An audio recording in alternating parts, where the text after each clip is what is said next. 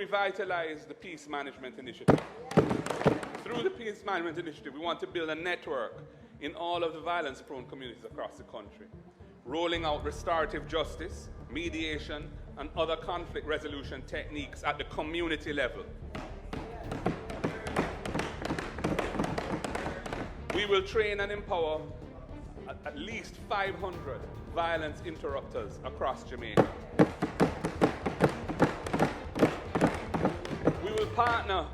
We'll partner with the private sector and other stakeholders to expand Project STAR, which they have initiated, and make it into a truly national program, including things like access to training, mentorship, remedial education, and job placements for youth at risk. We will enact legislation that targets known vicious purveyors of criminal violence across Jamaica and brings them to justice, including through a court-supervised process of pre-charge detention that targets persons on whom there's credible intelligence to facilitate building viable cases that can result in a successful prosecution. Due process is critical here, and that is why it must be a court-supervised process.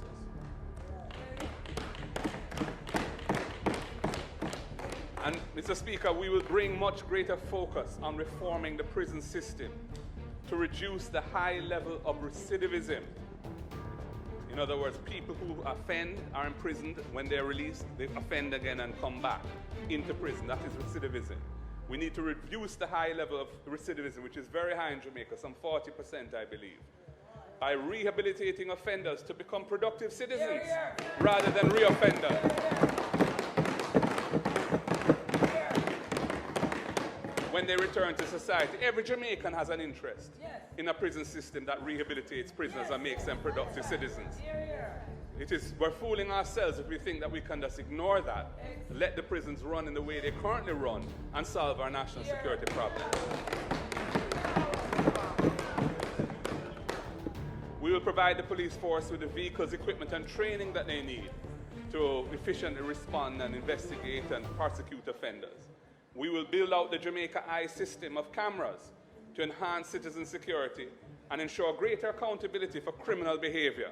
It is an important part of making Jamaica safe. And we will provide mental health support, including adequate rest to our law enforcement officers to help them cope with the difficulties of their line of work here in Jamaica.